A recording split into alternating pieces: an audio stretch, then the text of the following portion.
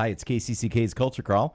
I'm Dennis Green and Tim Hankewich from Orchestra Iowa back with us as we're in that time of year when you're literally doing a concert about every 7 days. Yes, that's right. We had our production meeting at the beginning of this week, and our mutual friend Ed Carr was like holding his head in despair, thinking, "Oh my God, what have we gotten into? This is an extremely busy week." But because it is. I mean, exciting. Literally, you have 3 in October, right? Pretty much. Yeah, pretty much. And but hey, beats the alternative, and I'm really excited because it's all going to be great. That's right. Beats working. Beats work. Yeah. True that. So Joyce Yang, Yeah. she has been one of your favorites to bring back. She has been. How many? Is this just her second, or has she been here more than? This is her third appearance. That's what with I us. was thinking. Yeah. It was at least 3. First met her before the pandemic, and then during the pandemic, she was a regular guest on my Happy Hour program. And then 2 years ago, she came back and performed Rachmaninoff Third Piano Concerto. And as I've been telling everybody, she not only did she light the place on fire, I mean, she burned it down to the ground. I mean, it was just phenomenal. People were just like shocked. I mean, just shell-shocked how amazing it was. Well, it isn't Rachmaninoff 3. Isn't that like one of the toughest ones ever? Isn't that the one they wrote the movie about? Yeah, exactly right. Yeah. And now she's back for more because she's performing the first Tchaikovsky Piano Concerto, which is the other one. That's just like that. I mean, it is both a physical feat as well as a musical feat, and she's such an engaging person and one of my favorite players and musicians. You know, when you're doing big repertoire like this, you have to be really careful about who you hire because catastrophic things can happen even at the best of times with the biggies. And so to be able to hire somebody of her caliber who is just a lock and so compelling. My wife has a girl crush on her. I mean, I kid you not. She was stalking her online, seeing that she was performing in Brazil back in almost 6 months ago, and we almost went. I mean, this is how big of a deal she is, and so people need to come hear her play. So, as a piano player yourself, yes. Yeah. What is it about pieces like the Rachmaninoff, the Tchaikovsky, that make them just, an order of magnitude beyond what a mere mortal really should tackle? Well, once upon a time, I prided myself as a pretty good pianist, and then I met somebody. Then I met Joyce, and she disabused me of that notion pretty quickly. The fact is,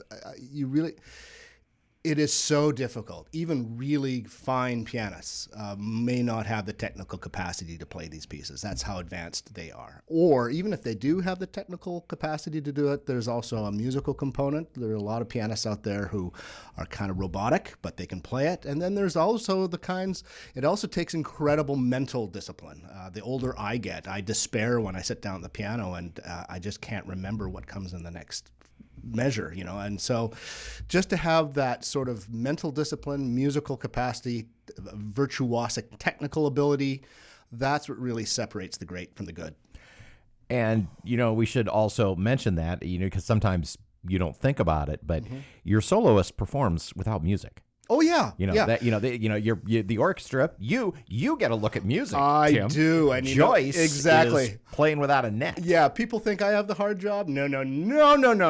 Plus, she's also performing around the country and the world. So I mean, she's playing different pieces. I'm sure she's off to another orchestra next week doing a completely different concerto. So, yeah, it's not like a rock musician who goes and plays pretty much the same show. Right. Every night. Right. So it's, so she's Tchaikovsky this week. She may be back. Yeah. Who knows? Or a recital here, which reminds me, I mean, we are working her hard while she's here because people need to get to see her, hear her, know her because she's so amazing. And we've been taking advantage of that. Just yesterday, she played a recital in the Hall of Mirrors with our string quartet, which was great. On Sunday at Urban Acres at 5:30, she's performing a recital for Iowa City audience, which is amazing. And the next day, we're on Monday, we're we're busing in a lot of students to hear her play. We have our education concerts, and she's going to play the first movement of the Tchaikovsky for them.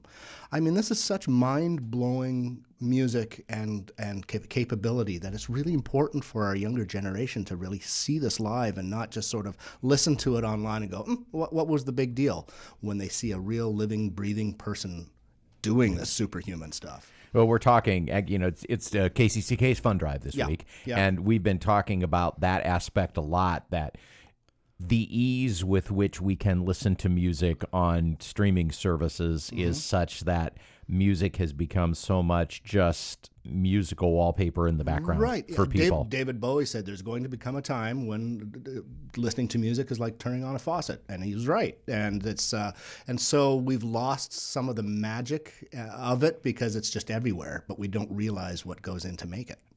And you can't appreciate it until you watch and listen and focus on it. Right. And, not just throw it up on the phone and walk away. No, I think we've, somewhere along the line, we've divorced music because it's about the human condition. And to see somebody who has that music pouring out of every pore in their body and have sacrificed their entire life to it, I mean, that is an amazing thing to see and hear.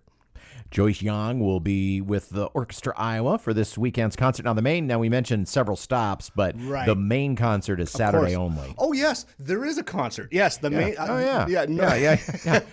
So you got all these people. You got all these violinists and cellists who are going to be on stage. Yeah. Unusually, we're only performing this once. One of the difficulties of putting a season together is to find back-to-back days in which there's a venue available both in Cedar Rapids and Iowa City. And unfortunately, we couldn't make that work this year, which really frustrates me because Joyce is such a powerhouse. So we're only performing this concert once at the Paramount Theater at 7:30. And come early at 6:45 for Insights, where I talk to Joyce, and we'll either talk about music or exchange recipes or something, because she's just so engaging a person. Well, and if you missed the happy hour or her past performances here, it is really an opportunity to get to know a very, very terrific person. What else is on the program? We're doing the Dvořák 7th Symphony. That's the piece that won me the job here. Oh, yeah. So I haven't done it in a long time. So I'm dusting that off, and it's my. I know that in this country, the 9th Symphony has a very special place in our culture, but it's the 7th Symphony to me that I think is his best work. And it's just so powerful and just so meaty and luscious and gorgeous. And the orchestra is going to tear it to bits, and I'm going to love every second of it. It's Shimmering Sun with Joyce Yang on the piano and Orchestra Iowa, and also some other opportunities to hear and see Joyce in smaller, more intimate venues as well. We won't go through those again, but go to the orchestra website, and you can find all that stuff out. OrchestraIowa.org, and we also have another one called artsiowa.com, and you can talk to a real person for tickets at 319-366-8203. All right. Well, sounds like another fun weekend ahead. And there's more coming. I can't wait for our next Culture Crawl, because we've got something cooking here between the two of us that's going to be awesome. Yep. Tim will be back in a couple of weeks, and we will reveal some very fun things. Yes. But some fun this weekend as well. And again, artsiowa.com to get tickets to Shimmering Sun. Tim, thanks for being here. Thank you very much. You can hear the Culture Crawl live on the radio many weekdays at 10:30, or download the podcast, watch or listen on your own schedule at kcck.org/culture, or using your favorite podcast player. I'm Dennis Green, and I'll talk to you later.